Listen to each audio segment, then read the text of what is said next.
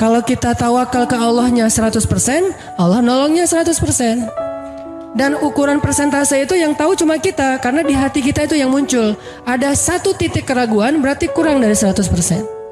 Keraguan itu memperlambat datangnya pertolongan dan keajaiban dari Allah. Makanya aku tergantung prasangka hambaku kepadaku. Kenapa ada orang di zaman dulu tuh kayak dapat karomah, keajaiban-keajaiban dalam hidupnya. Kayak nggak mungkin terjadi secara logika dan ilmiah. Karena memang dia yakinnya ke Allah itu 100%. Apakah kalau kayak gitu kita nggak perlu ikhtiar? Perlu, tapi ikhtiar nggak ada hubungannya dengan keyakinan. Ikhtiar itu hubungannya dengan kewajiban. Allah yang suruh ikhtiar, tapi yakin berhasil apa enggak, itu urusan yang kedua.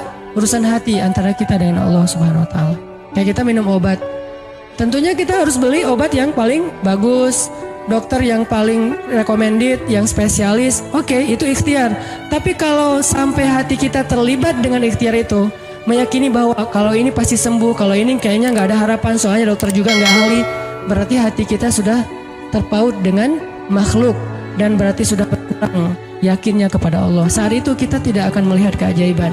Yang terjadi dalam hidup kita saat itu apa? Hal-hal yang ilmiah. Kenapa kita hanya ngalamin hal-hal yang ilmiah? Karena kita yakinnya kepada hal yang ilmiah. Kenapa ada orang yang ngalamin hal-hal yang sifatnya miracle? Karena dia yakinnya kepada mukjizat.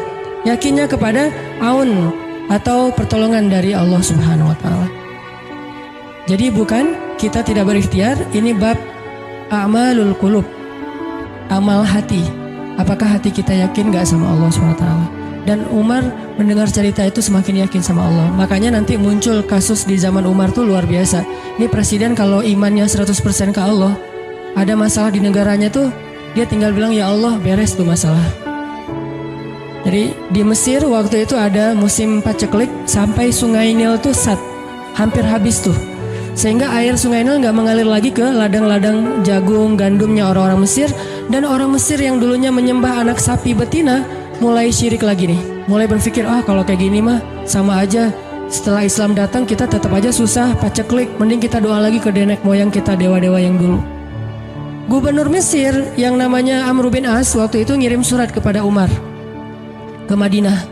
Ya Amirul Mukminin, Mesir sedang diuji oleh Allah dengan kekeringan dan masyarakatnya hampir syirik. Kami mohon bantuan dari pusat, dari Madinah untuk membantu bagaimana mengatasi kekeringan di Mesir. Begitu surat itu sampai ke Umar bin Khattab, Umar nulis balik surat dalam bentuk doa. Bismillahirrahmanirrahim. Ya Allah, turunkanlah hujan untuk masyarakat rakyat Mesir. Dikirim ini surat ke Mesir. Waktu itu ibu kotanya masih Alexandria, belum Kairo. Dikirim ke Alexandria. Malam itu diambil sama Amr bin As. Pas dibaca oleh Amr bin As, Bismillahirrahmanirrahim. Ya Allah, berikan rakyat Mesir hujan yang mencukupi untuk mereka. Saat itu juga hujan turun. Sampai sungai Nil meluap dan menggenangi ladang-ladang jagung dan gandumnya orang-orang Mesir. Dan mereka bertakbir semuanya. Cuman ngirim surat doang dari Amirul Mukminin. Kan enak ya. Coba kalau kita hidup di zaman Umar. Ya Amirul Mukminin, saya belum dapat jodoh. Ya Allah beri dia jodoh. Beres. Cepet banget loh. Ya Amirul Mukminin, dia nolak saya. Ya Allah terimalah. Terima. Yang kemarin nolak, hari ini kenapa ya saya jadi serak sama dia? Gara-gara doa Amirul Mukminin. Ini artinya teman-teman, keajaiban dari yakin kepada Allah itu luar biasa dari kisah bapak tadi tuh. Kalau kita berbaik sangka kepada Allah. Kenapa nggak ikhtiar? Mungkin sudah ikhtiar bikin pengairan segala macam tapi belum berhasil. Yang kurang cuma satu, doa. Doa mungkin udah banyak tapi belum diijabah karena doa-doa mereka tidak seajaib doanya Umar bin Khattab. Belum lagi Umar berdiri di atas mimbar. Ini mungkin terkenal nih, kejadian dalam perang Qadisiyah kalau nggak salah. Umar lagi khutbah Jumat di Madinah.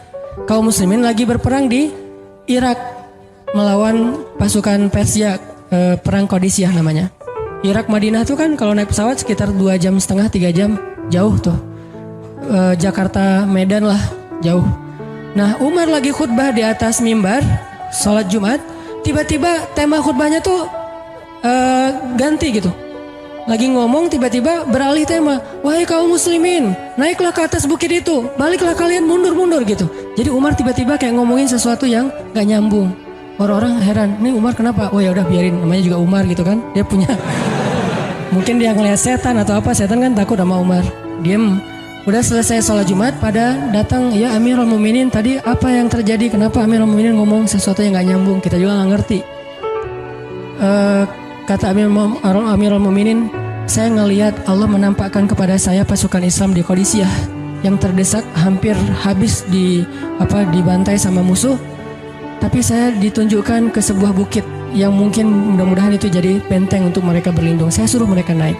Orang kan gak langsung percaya kan?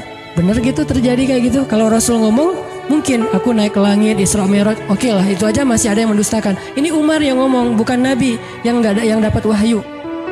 Orang nggak langsung percaya. Selang beberapa minggu kemudian, pasukan Qadisiyah pulang. Jadi utusan mereka pulang bawa berita tentang kemenangan perang dalam perang Qadisiyah. Dia cerita, suatu hari di hari Jumat, kami sedang berperang. Kami terdesak, hampir habis dibantai sama musuh. Udah nggak ada jalan untuk berlindung. Tiba-tiba kami mendengar suara Umar. Amirul Mukminin berteriak, wahai kaum muslimin, naiklah ke atas bukit ini supaya kalian terlindungi. Akhirnya kami mundur naik ke atas bukit dan selamat waktu itu. Berarti benar-benar terjadi. Kok bisa? Ya, qadarullah. Ini keajaiban iman mereka. Apakah kita bisa ngedapatin pengalaman-pengalaman kayak gini? Bisa, kalau keimanan kita dengan level yang sama. Kalau nggak selevel yang sama pun, minimal kita nusaddid. Kalau kita tidak bisa sama persis, minimal kita berusaha untuk nuqarib, berusaha untuk pengalaman kita nanti walaupun nggak sama persis, mirip-mirip dengan pengalaman mereka. Lagi-lagi bukan berarti tidak berikhtiar. Ini keajaiban-keajaiban yang terjadi. Dan saya juga baru ngalamin kemarin pas saya di nggak kurang dari seminggu yang lalu, saya baru pulang dari laut di Batu Karas. Di sini ada teman saya, Agi. Mana Agi?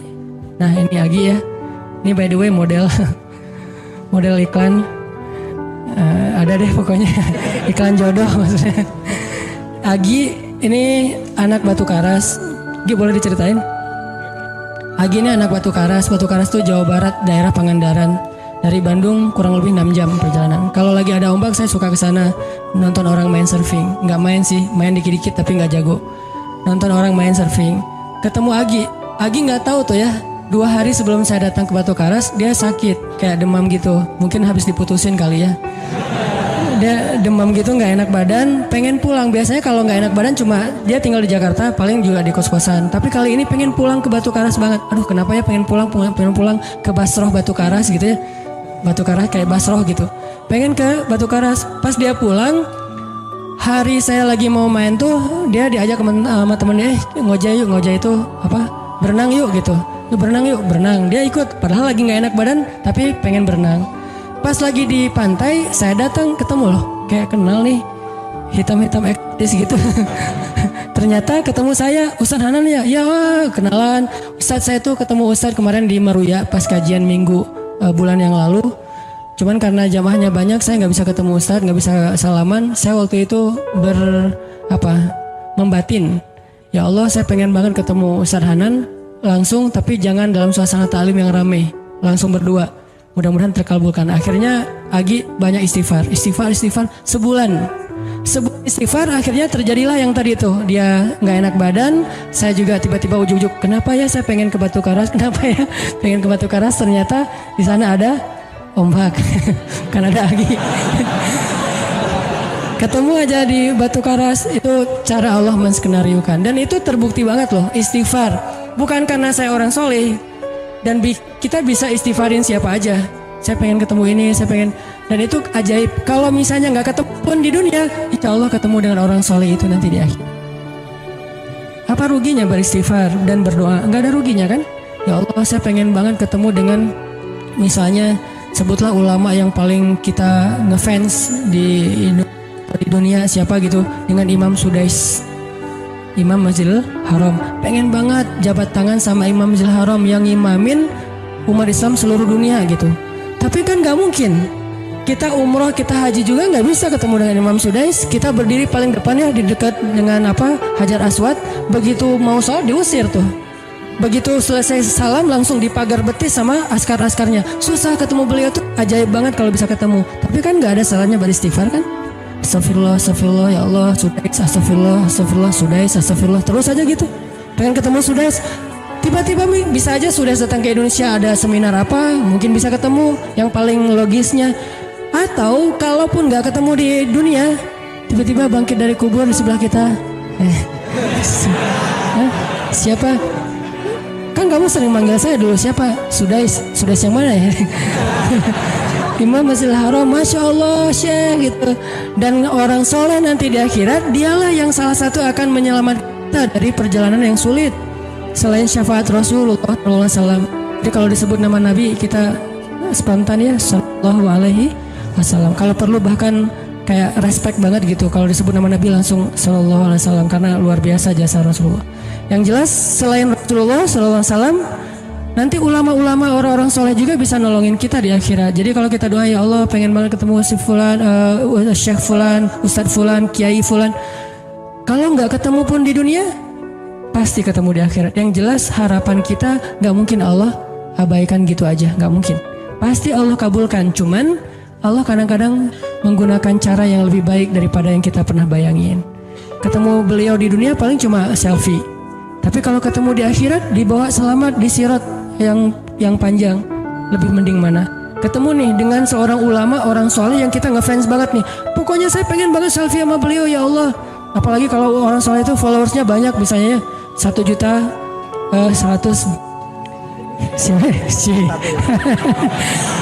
sedikit itu mah, banyak model yang 17 juta, 19 juta. Pengen followersnya nambah kalau selfie sama beliau. Cuma nambah followers. Tapi kalau ketemunya di akhirat, nambah apa? Nambah derajat, naik level. Kita jadi selevel dengan masuk ke level beliau, padahal kita mah malahnya nggak selevel gitu. Kenapa? Karena dibawa sama beliau. Orang soleh itu kalau mau masuk surga, teman-teman nyari teman-teman yang mencintainya di dunia. Ya Allah, mana Fulan, dia mencintai saya di dunia. Ya Allah, mana Fulan, dia mencintai saya di dunia. Allah bilang, dia masih tuh di sidang, belum beres-beres, sudah sidang ke-30 misalnya. Kan sidang di dunia aja satu kasus berpuluh-puluh kali kan. Gimana sidang akhirat, lebih berat lagi tuh.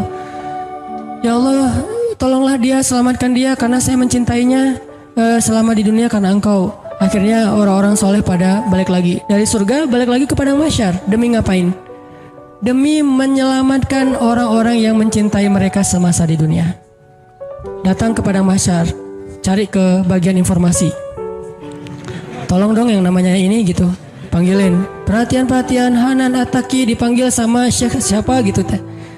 Saya dipanggil, datang aja. Mas, saya yang dipanggil. Benar Hanan Ataki? Ya. Mana coba buktinya? Aduh, saya lupa bawa kartu nama. Satu KTP misalnya. Udah pasti tahu lah ya malaikat sama kita. Udah masuk aja. Tuh ada yang nungguin di business lounge gitu. Jadi ada VIP lounge-nya gitu kan. Oh, saya boleh masuk VIP lounge-nya. Masuk ke VIP lounge. Udah sampai di sana udah ada makanan segala macam, mereka lagi duduk. Kayak asa kenal nih, siapa ya? Dekat Hanan ya? Ya. Wah, kita sering ketemu dalam doa. Wah, akhirnya pelukan. Ada apa, Syekh? Yuk ikut saya ke surga, kan enak banget kan? Terus sidang saya gimana? Udah diberes sama teman-teman saya di sana. Saya banyak banget teman di dalam gitu. Saya banyak. Beres kan? Di dunia aja bisa gitu, masa di akhirat gak bisa? Tapi dengan seizin Allah dan Allah ridho dengan kebaikan-kebaikan itu. Jadi gak ada sia-sianya juga. Kita kan dulu saya pernah cerita yang Imam Ahmad bin Hambal kan yang pengen banget ke Basrah, dan itu ternyata terjadi juga sama Agi. Dan terjadi juga sama salah seorang driver ojek online di Bandung. Baru 2 bulan yang lalu kejadiannya. Saya lagi datang ke markasnya Pemuda Hijrah, kita sering ada kayak rapat gitu di kantor. Markas kita namanya Masjid Al-Latif di dekat Gedung Sate. Datang dari pagi rapat sampai sore. Dan saya pakai baju main biasa, bukan pakai baju talim. Sebetulnya sama aja sih. Nah, waktu itu sholat zuhur di Masjid Al-Latif saya ngimamin sama asar. Habis asar pulang, karena nggak nyetir sendiri, saya pakai online. Saya order pakai ojek. Ada yang ngambil, drivernya ngambil, datang jemput pulang. Kemana? Ke Cimahi, pulang. Di tengah jalan dia nanya, Mas sering sholat di Masjid Al-Latif itu ya? Saya bilang, ya lumayan. Saya bilang, iya itu masjid ramai banget, anak-anak muda pada numplak di situ taklim. Siapa sih itu? Ada imam muda, bagus suaranya gitu. Ntar jangan GR dulu. Muzammil, oh iya Muzammil, ya bagus tuh. Tadi udah GR, ternyata salah. Oh Muzamil, benar-benar Muzamil tuh suaranya bagus banget ya, anak ITB kan? Iya anak ITB ya. Kalau Mas di situ sering ngimamin juga? Ya sesekali sih saya bilang. Dia mulai curiga gitu. Suka ikut talim juga di sana? Ya kadang-kadang saya bilang. Kenal sama Muzamil? Ya lumayan, padahal murid sendiri kan. Lumayan saya bilang. Oh Mas kayak agak asing nih. Mas tadi ngimamin sholat zuhur bukan? Ya saya bilang. Mulai curiga kan dia. Mas namanya siapa sih Mas? Hanan saya bilang. Hanan? Hanan yang mana nih? Ya.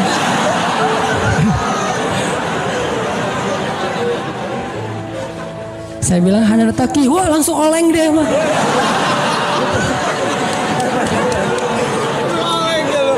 Oh Mas biasa aja Mas biasa aja gitu. Ini benar Ustaz Hanan Taki, benar. Masya Allah, ya Allah, udah gitu kayak terharu gitu, heboh, semua orang pada ngelihat lampu merah lah gitu ya, pada ngelihat semuanya. Saya langsung pakai masker sah gitu. Ustadz tahu nggak Ustadz, saya sebulan ini istighfar terus habis dengerin cerita Syekh Imam Ahmad bin Hambal yang ke Basrah, saya istighfar, ya Allah pengen banget ketemu Ustadz Hanan tapi jangan ditalim berdua, jadi bisa curhat-curhatan gitu. Ternyata Allah bikin skenario, saya order ojek online, dia ngambil, jadi ngobrol di jalan sampai ke rumah, akhirnya bertamu nggak pulang-pulang. Wah ini luar biasa bicara Allah. Dan wallahi teman-teman, dan itu terjadi. Jadi udah 2 kasus nih yang saya alamin ya. Satu Agi, satu lagi yang ojek online tadi. Dan dua-duanya hajatnya sebulan Allah kabulkan. Jadi kalau ketemu saya aja sebulan gampang, masa ketemu jodoh bertahun-tahun gak dapat ya? Gimana nih? Istighfarnya gimana nih? Ini terutama buat cewek-cewek nih. Kalau cewek-cewek kan nggak bisa nyari. Masa cewek kayak kepo gitu kan nggak mungkin. Pura-pura follow, nge-like. Kok dia nge-like terus yang first like lah gitu. Nggak mungkin kan. Cewek kan agak-agak jaim. Ya udah istighfar aja deh. Banyak-banyak istighfar. Tiba-tiba ada yang kesandung jatuh di depan cewek. HP-nya jatuh. Dia pergi, HP-nya nomornya. Nggak penting sih ceritanya. Pokoknya ada. Ada jalan dari Allah yang kita nggak ngerti nih, yang jelas bisa. Kita tinggal yakin aja sama Allah, istighfar, Allah yang kasih jalan. Walladzina jahadu fina lanahdiyannahum subulana. Pokoknya kalau kalian bersungguh-sungguh kata Allah di jalan kami, udah kami kasih jalan-jalan keluar yang subul, jamak dari sabil, banyak banget jalan keluar di sisi Allah. Yang penting kita jahadu fillah, berusaha di jalan Allah SWT.